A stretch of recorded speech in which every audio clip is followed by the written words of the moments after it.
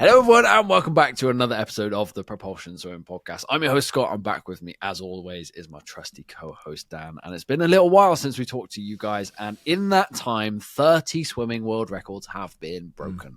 Holy moly, do we have a lot to go through on our world short course review this week. Yeah, honestly, world records galore. I mean, the day one, I've written down on my notes that it was the best day of short course racing, and then every other day just kept following suit. It's insane. Like, that must have been the fastest and most ridiculous short course meets I think I've ever watched. Crazy standard. Not entirely sure if it actually gets better than that, if I'm perfectly honest with you. The major players really did turn up strong in Budapest. Do you know what? It genuinely could get better than that. Like, I'll put this out there straight away. We've had comments on Instagram, and we're going to go through them. We're going to get people's reactions involved in this week's episode. But one of them was, imagine if Leon Marchand and Kaylee McKeown were there. The backstroke records all got broken anyway by Regan Smith. But if Leon was there, maybe some more of the men's ones could have gone. Like, actually, there were some big-name swimmers who would usually show up to World Championships who missed this because of Olympic cycles. Like, yes, America dominated the medal table, but it was a relatively small American team considering what they usually send. Yeah. Dan, it could have been better. Yeah, honestly, I've said that, and we're going to talk about the major players, the swimmers who really did perform, but there were some swimmers who got extremely close to world records, so we could have had 33 or 4 world records, plus if Marchand came and joined the party as well. Yeah, we're talking sort of Rome potential level there. But either way, an outstanding meet standard-wise. Yeah, Rome was 43 world records, if anyone's interested. And that was super suit aided. Was this bouncy boom aided in Budapest? I don't know. Well, this is by far, like, everyone knows Budapest pool is fast. Everyone loves Budapest pool. World Aquatics love it because the setup they can do there is just incredible. ISL's been there. It's a bucket list pool. I've never actually been yet, Dan. Me and you have been to Budapest. We've not been to that pool. We need to go there at some point in our journey. We do.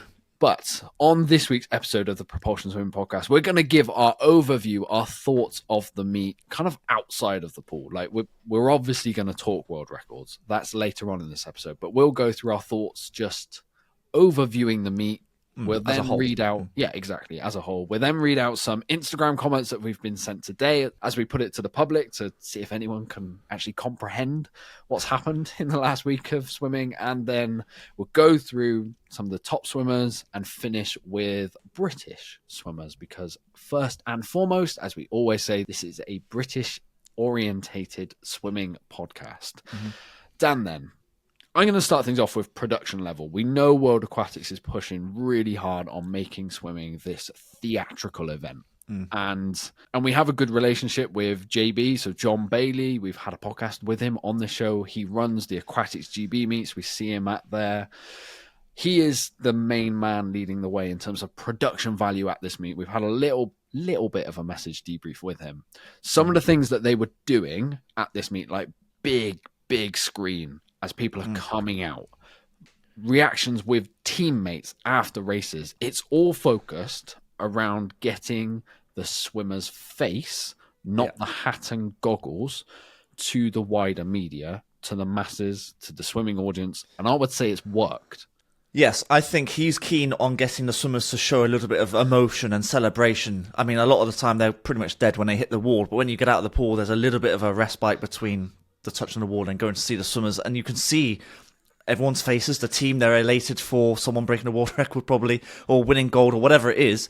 And I think that's really needed, because these swimmers are hidden behind their hat and goggles and you can't see who they are. And then with that, you get to see a little bit of their personality as well. So someone like Lily King is quite a bubbly sort of personality, but people know that, but we need to know more about the other swimmers that we don't know, who are maybe coming through the ranks, like Gretchen Walsh, for example.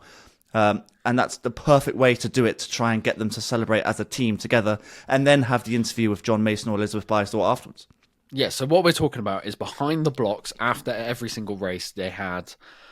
It wasn't just the medalists, but because they were where the cameras went, teams had their own contingents of They were fellow athletes and team support staff coming down behind the blocks saying congratulations at the end of the race, being poolside. I think we saw it at the Olympics a tiny bit, this poolside interaction, where it started to get pulled into it. And it got taken to a new level at this meet. I know it was an instructive for team managers to actually get on top of this. Let's keep pushing this. And it's something I really like. And definitely, JB, if you're listening, how you do this at Aquatics GB champs in the summer with the crowd being like really separated from the pool in London, I don't know, but I look forward to seeing how you do. Because I'm sure it's on the radar. Yeah, no, the other stuff like the big screen is insane.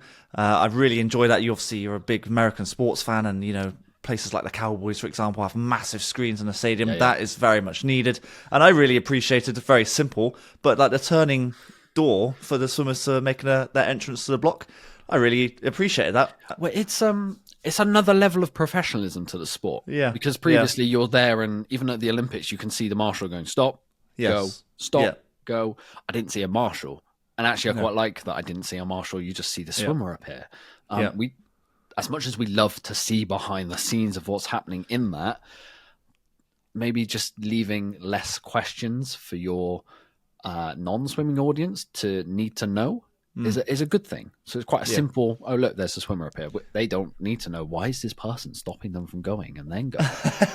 It's another chance to show some personality. So the most memorable instance or the occasion when that happened was the women's 4x1 medley, when the American team came out sort of holding guns like James Bond type thing. I thought that was absolutely that was incredible. And then you take a look at the athletics. Usain Bolt used to always play it for the cameras. It's just another chance for the swimmers to try and get their personality across to the spectators and the audience watching in the crowd. Okay, Dan, let's talk money then, because as much as we've talked about aquatics, as much as we've talked about World Aquatics putting money towards production value and how they're lifting characters and building up swimmers even more, they've put their money where their mouth is in terms of prize money. And we've literally, before this podcast started recording, we read an Instagram post from World Aquatics saying this year in 2024, they paid out $7.1 million to swimmers into their pockets. Now, I believe this meet and the World Cup series combined, it's something like 2.7 million to end the year in the last 3 months. And the top swimmers coming away with prizes like Kate Douglas this year has earned £343,000, which is money almost unheard of with swimming. And I'd say it goes beyond ISL money. And we thought ISL was ridiculous money. So is this sustainable? It's a tough question. If they're able to spend 7 million across a year, you'd probably say they've got deep enough pockets to try and keep going. But how much longer for? I don't know, because if you're paying these swimmers 25,000 to hit a world record, it's not like, if they're struggling for money, let's say, they can't suddenly bring that prize money down. I don't think it can come down now. I think it's a terrible optic if it does. Exactly, that's what I'm thinking. So it has to be the same. Usually it would go higher, but it has to be at least the same. Yeah. So I don't know if it's going to be sustainable for the next 5, 10, 15, 20 years. I've got no idea. But I hope it is. I would, very much so for the swimmer's sake, obviously.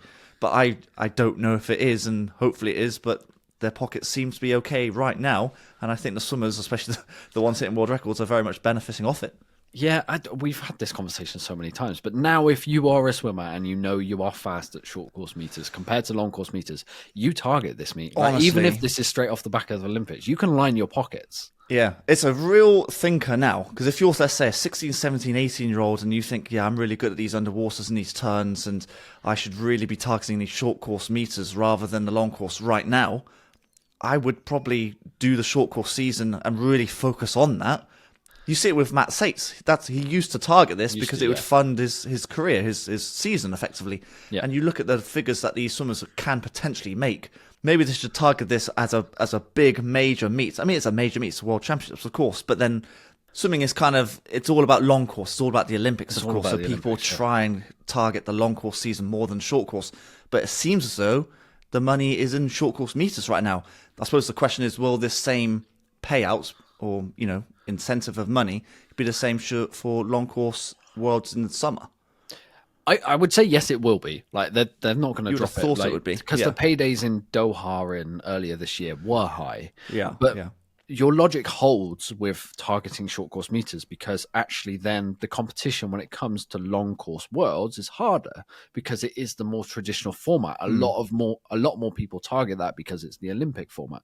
So if you really want to make money and you want to make a living at swimming, maybe the answer, if you are not going to be this Olympic champion, which very few swimmers achieve, maybe it is short course meters. And genuinely, as part of this, suggest going to America because of that. That was my next point. If you want to be very good at short course meters, go to the States. Nothing comes close to what this college system and short course yards is producing. I mean, the underwater skills on show were stunning. From Gretchen Walsh especially, obviously, and then Jordan Crooks as well, both obviously out in America training, collegiate system, Kate Douglas as well, of course. It's the place to be if you want a strong underwater phase off your starts and turns, which of course play a massive role when it comes to short course yards and short course meters.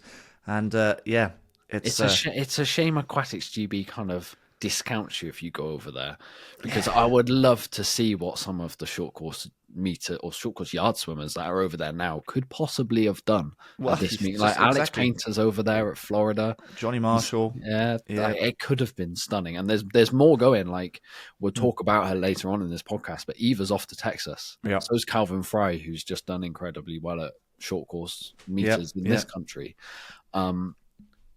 Maybe get them in, let them win medals for Aquatics GB. Like, it doesn't matter if they're not swimming in your national centre. Give them a chance. Yes, they're all young. They're all 18, 19, 20, 21. You know, give them that opportunity to focus on those skills, and then maybe somewhere down the line they come back and represent the country, and then who knows what they do at the World Championships, long course or Olympics, you know? Who knows?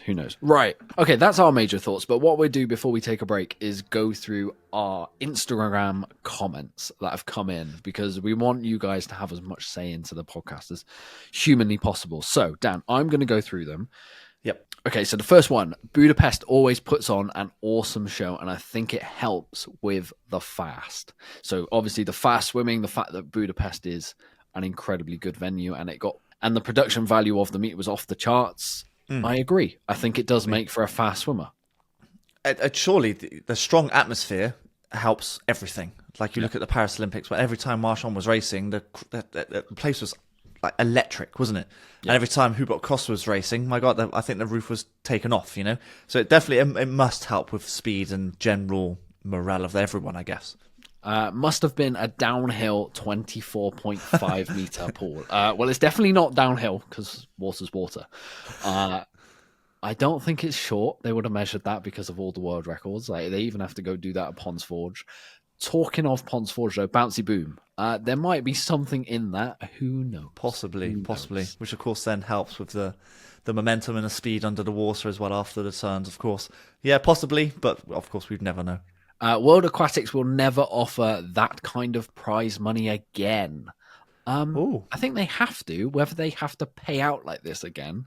I'm not sure we'll see 30 world records at a meet again, but I don't think the prize money drops, Dan. We've just kind of talked about this. I think it kind of has to, otherwise it looks bad for World Aquatics. I think it will stay the same, but again, I don't think, like you were saying, I don't think we're going to hit as many world records as that the next time around. Surely not.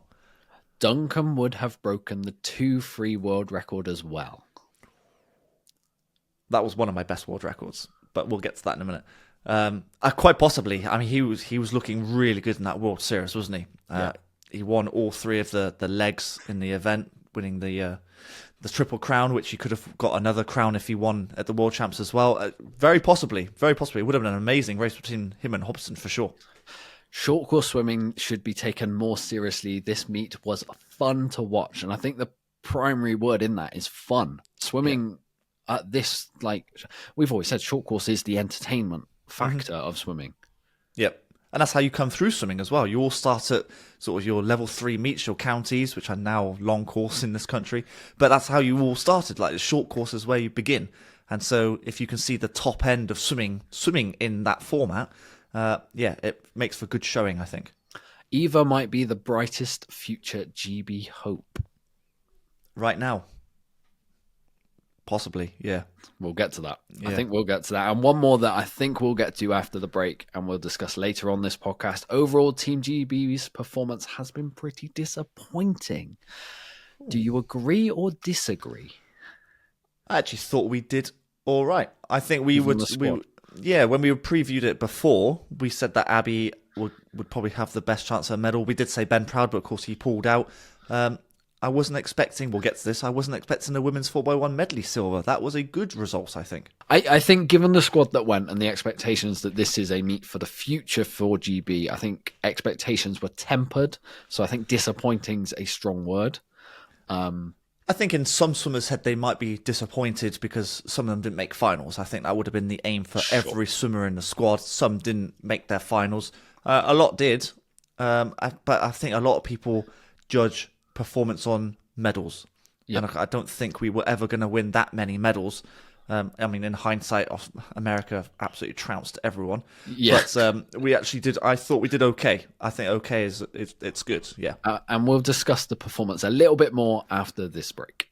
Okay, Dan, let's jump into the world record swims then, because there's some big swims to go through. We've talked a little bit about our thoughts, and we will talk after these world records, the overall GB performance, and pick out the top swims and some bright sparks for the rest of 2025.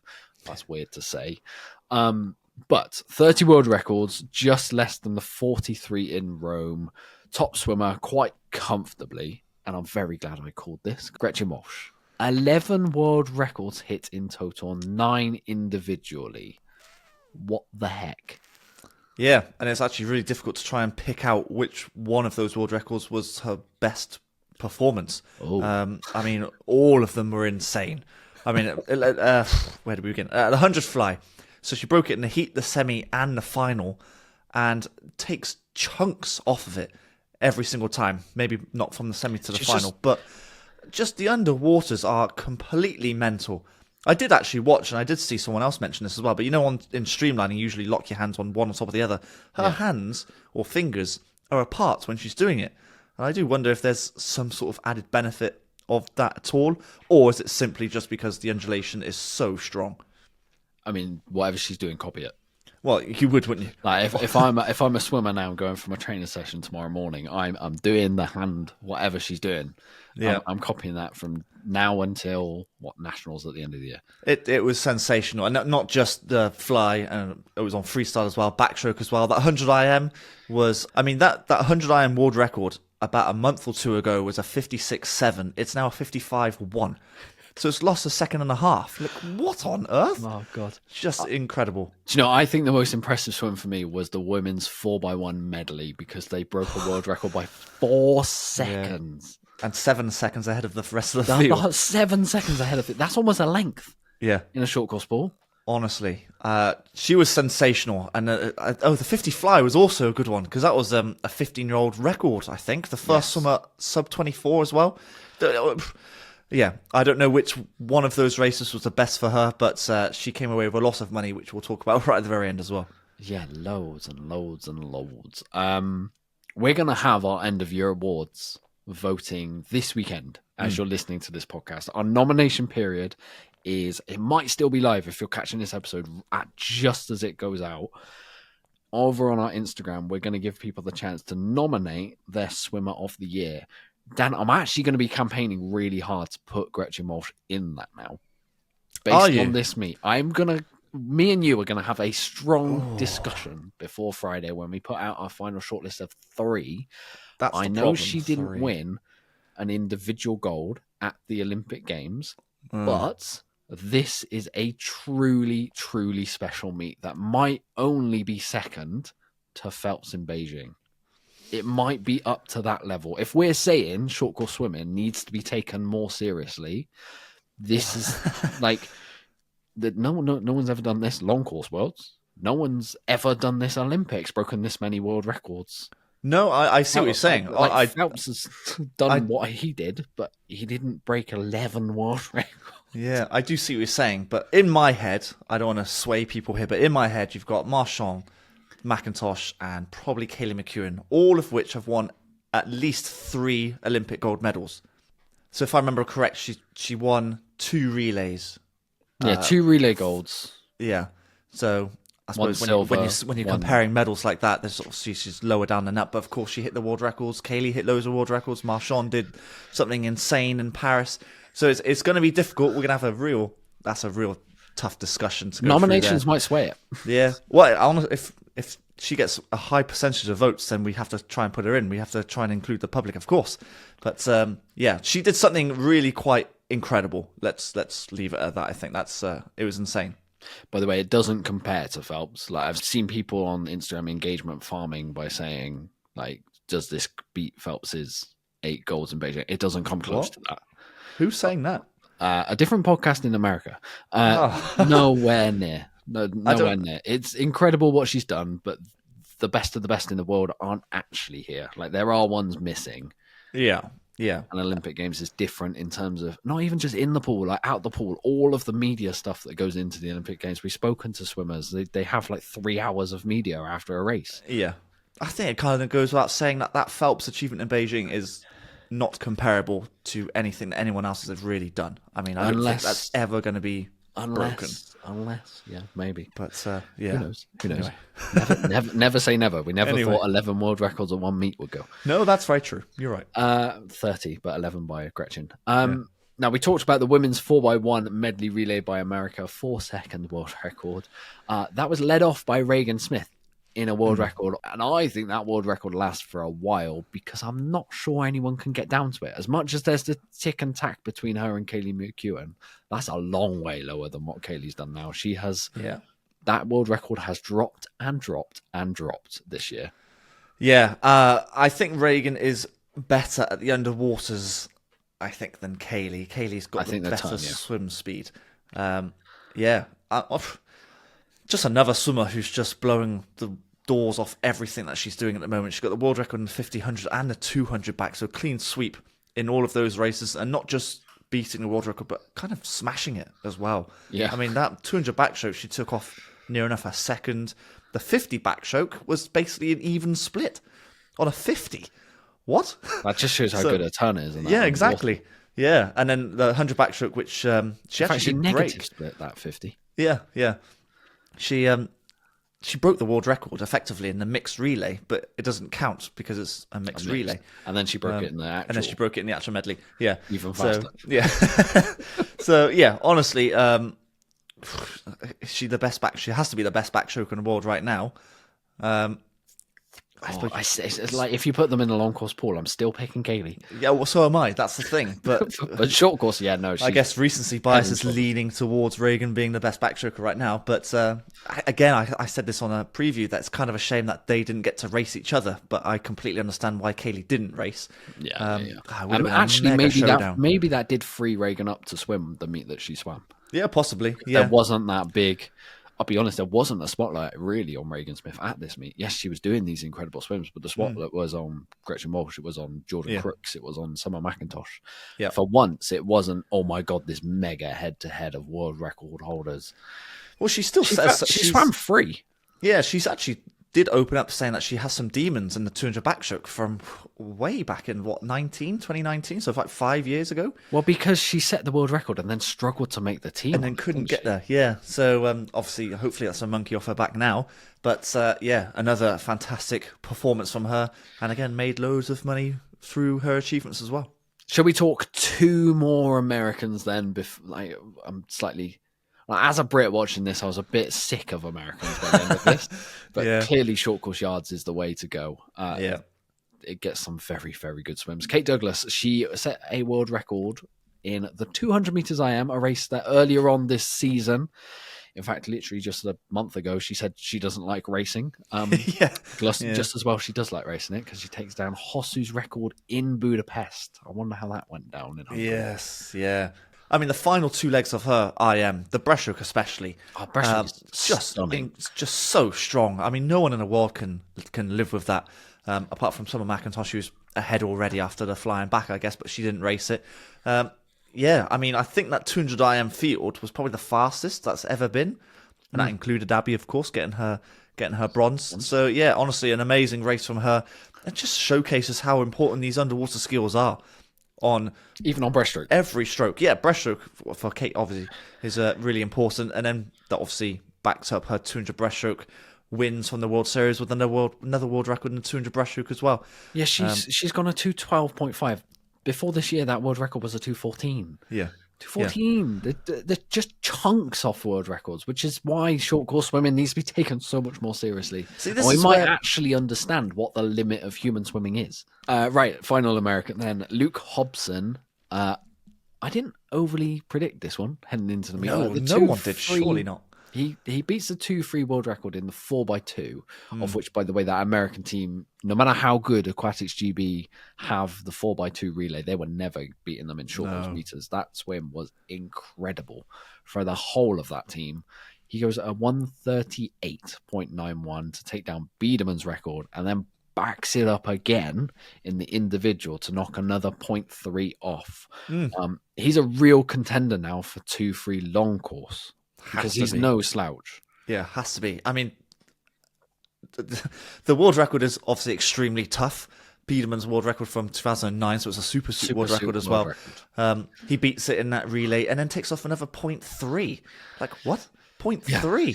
And you take a look at all these world records that are being hit, and they pretty much hit the same splits after the first 25. They just take that little bit stronger on that first 25 to go 0.2, 0.3 under.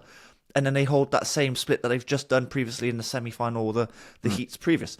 And that seemed to be the best tactics for breaking these world records. 1:38.6. I don't know if anyone's getting that close to Hobson in a short course meter pool right now. We can have hope that Duncan could have got there, but Duncan's focus will always be long course. Yes, yeah. And Hobson's extremely good at these turns as well. It doesn't utilise fully the undulation like, let's say, Jordan Crooks does or Gretchen does. But on a 200-metre swim, you obviously need that oxygen in you as well. And he's very good at getting in and out of the walls, let's say 10 metres in, 10 metres out. He's very quick at doing that. Top male swimmer then, No Ponte, has made a living for himself in the last 3 months. He has won a grand total of $277,000 from swimming 50, 100 fly, 100 IM. He breaks the world record in the 50 fly. Not really a surprise, given what he was doing in the short course World Cup series. The 100 fly, maybe a little bit of a surprise, because that was a Dressel ISL mark in this pool, I believe. Yeah. So you've got a direct comparison, actually. If the pool's fast, then Dressel's world record was in this pool. No Ponte is in the form of his life and will take, and deservedly takes the top male. I think he has been outstanding the past 3 months and has actually made a massive name for himself. Yeah, I mean, we talk about the chunks being taken out of these world records. Previously, before Ponte broke that 50 fly world record, it was Santos and Saba, I think it was, 21.75. They're not even in the top 10 anymore. I know, can you believe that? What? I thought at the time that world record was going to be standing for a while, and suddenly it finds itself at 21.3, so best part of half a second quicker, over a 50. I mean, the start and the turn that Ponte has, the underwater, again, we're going to talk about underwaters a lot because that is a key factor for these world records.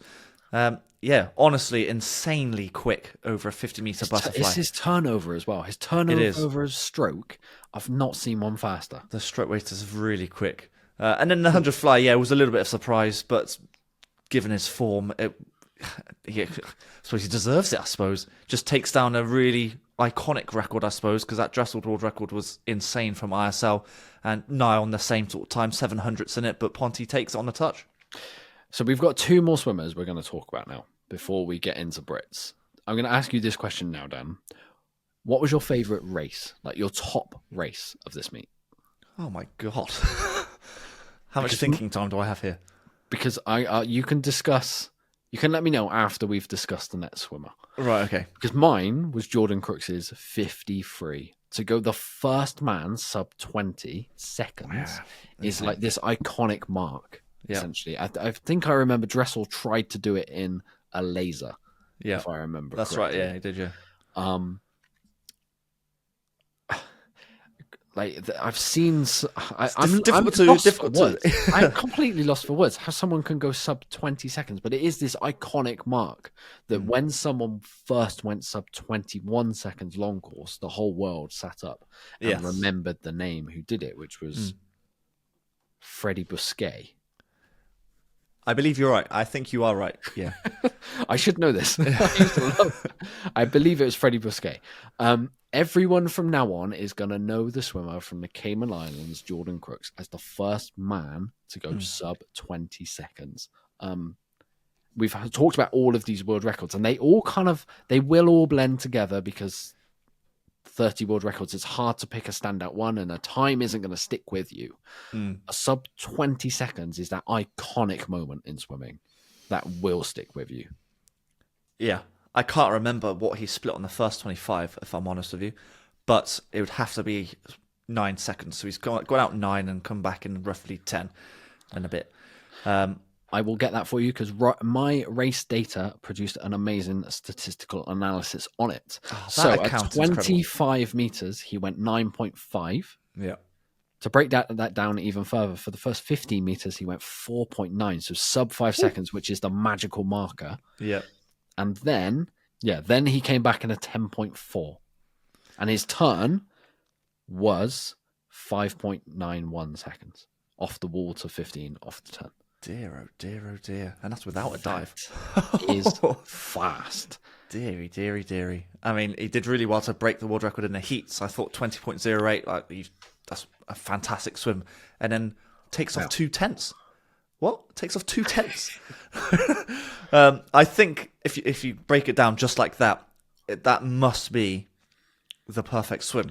I mean, sub 5 off the dive to 15, and then sub 6, I guess, to 15 on the way back.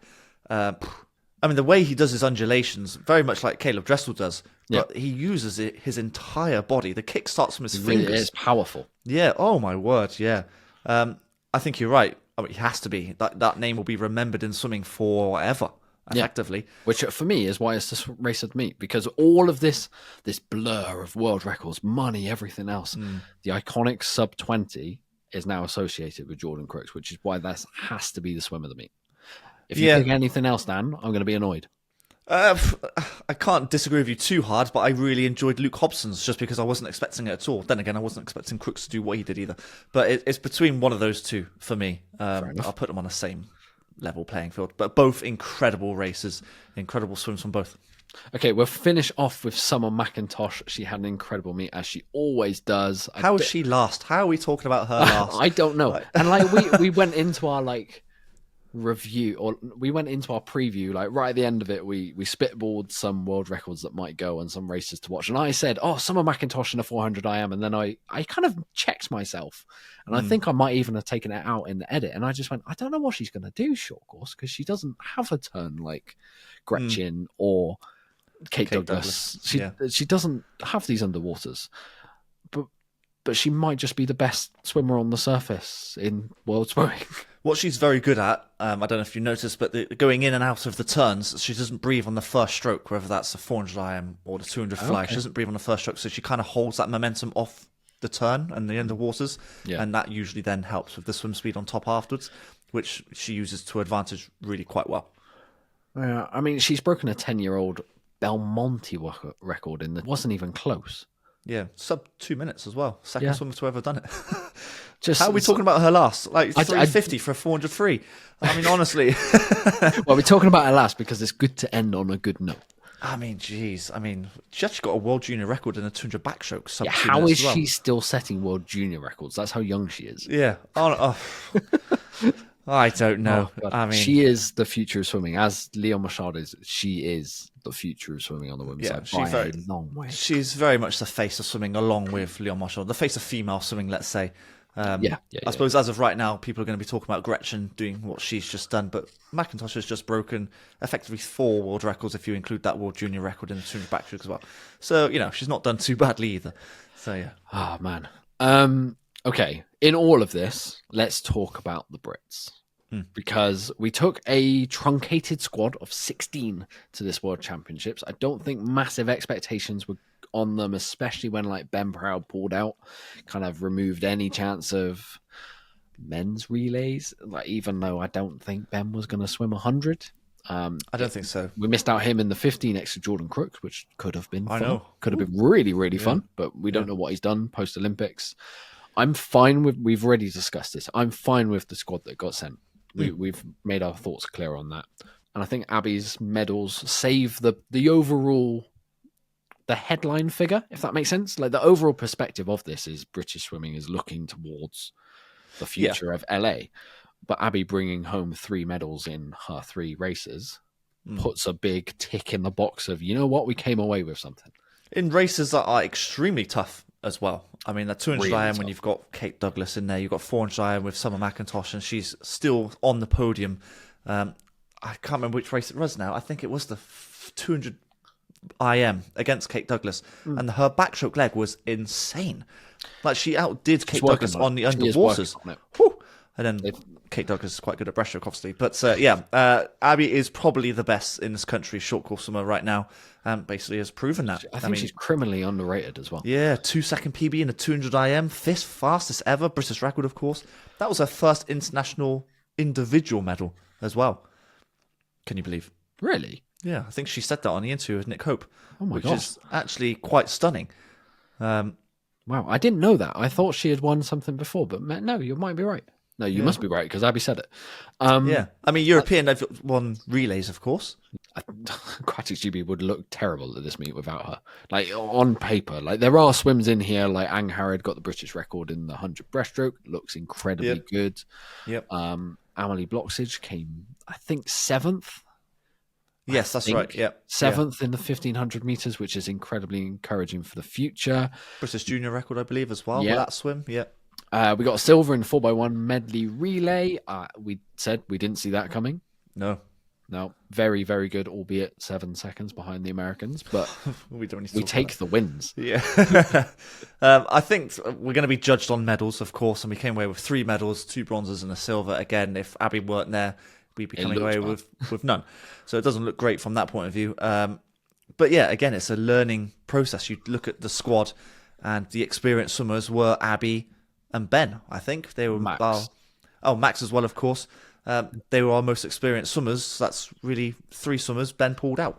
Abbie performed, and Max wasn't quite where he was. But I consider him. Freya Anderson as well. I consider she's him on the way back. Oh yeah, well, she's had glandular fever, so she's actually did really well to finish 5th. If I'm honest with you, I think it's a sign that she's back. Yeah, oh definitely, yeah. It did help with her lane placement in that 200 free. She was next to Jorge, which is usually quite useful. That's but I actually think we did pretty well. And of course, we need to talk about Eva. She's now classed as the fastest junior swimmer ever. When was the last time a British swimmer held a world junior record? Out of interest. Oh, I don't know. Which is why the comment earlier on when we went through the comments on Instagram, I kind of agree. Eva, like we don't like putting pressure on this podcast on young swimmers, but I agree. This is why Eva Okaro is one of the brightest futures in Britain, and the fact that she is off to Texas excites me even more. Yeah, I mean, she swam really well. She was so close to it in the heat, or was it the semi, or whatever race it was, really close to it, and then she got it in the final. Fourth. Let's not forget that. I know, 4th. And you're dealing with someone like Gretchen who's just blown the doors off. So you're doing really well there.